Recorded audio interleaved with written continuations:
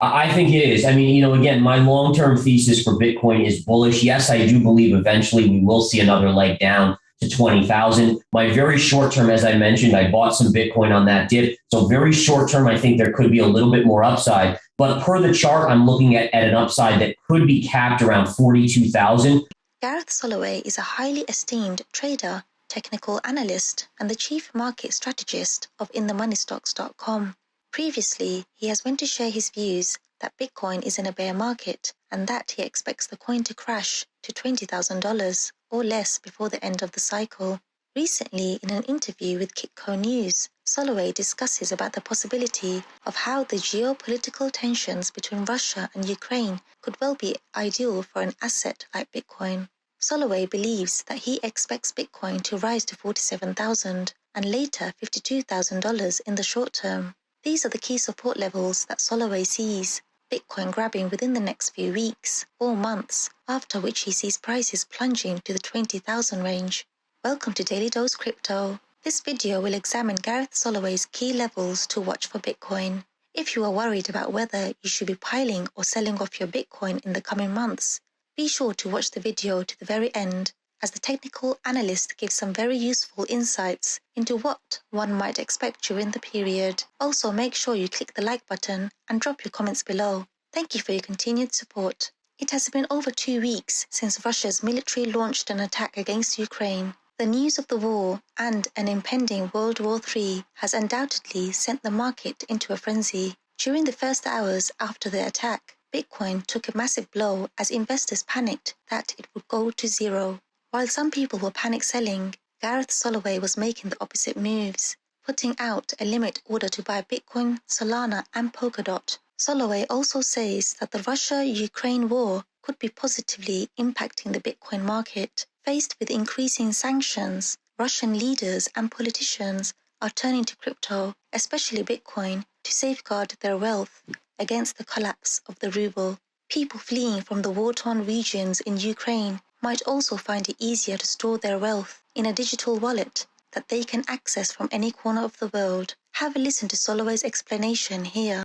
Here was your dip when the invasion started, right? And what I had done that night is I put out limit orders because it occurred. I figured it could occur while I was sleeping. I wouldn't be able to react. So I put out a limit order to buy Bitcoin, Polkadot, Solana, even some more Cardano. And sure enough, they got hit, which was beautiful. And I was anticipating the same thing. You anticipated overreaction, the panic. We've seen panic before, how it crushes assets, risk assets initially. And then what you see is them bouncing back. So that's exactly what I did. You did the right thing. In fact, the next morning, I had GLD, which is gold, the gold ETF, and I actually unloaded it on the gap up at the highs because I also expected it to come back down. And again, these are extremes. So you always want to go counter kind of trend or counter thought process. And that's exactly what you did there. And that was 100% correct. So go counter trend and you'll usually be right. And in terms of Bitcoin, what we're seeing here is a beautiful pop today. My feeling on it is that you've now got more sanctions with SWIFT being introduced or taken away from some of the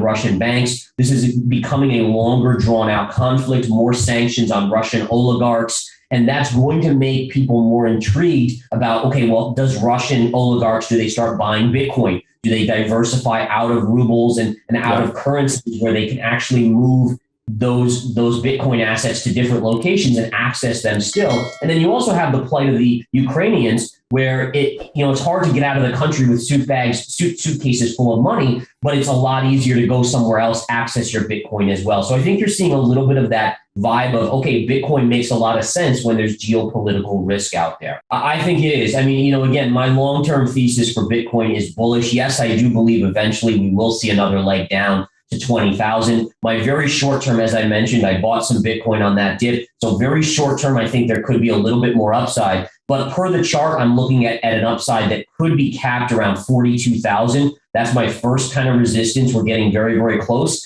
And then if we get through 42,000, you have this upsloping trend line. You can see how it hit it right here. If we come back to it, it's around 47,000. That would be your next resistance.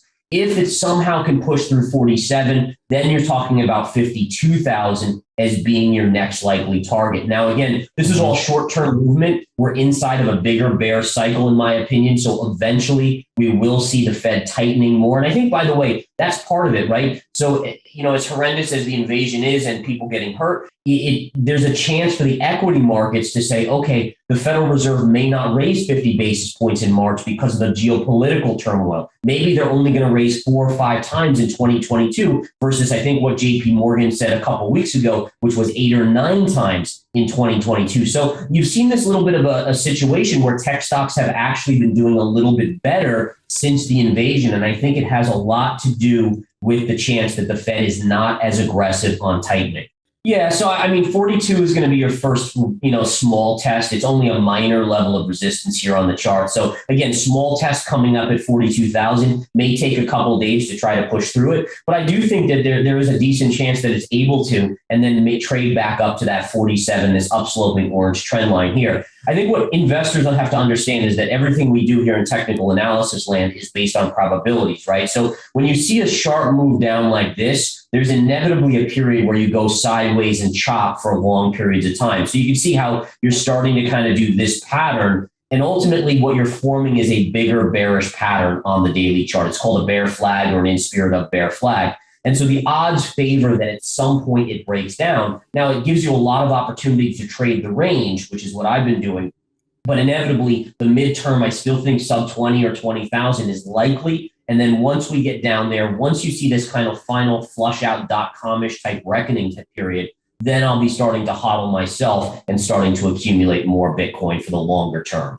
Yeah, and that's a great question, right? So this can be used for people that have longs like me. If it breaks this next level, I'll show you guys, then I would exit the longs that I have right now and say, okay, game up, game over. And basically it's this trend line, right? So you have a very defined line that you can watch. And the beauty of it is it's actually rising. So your stop is getting tighter and tighter as Bitcoin goes up, almost like a trailing stop in this situation. So if you were to get below this line on a daily closing basis, I would be very concerned that this range is now broken and price will then start trading down pretty aggressively. If you want to listen to the full interview, click on the link provided in the description. We would love to hear your thoughts. Comment down below. If you're new to the channel, don't forget to hit the subscribe button and bell notification. Thank you for watching Daily Dose Crypto.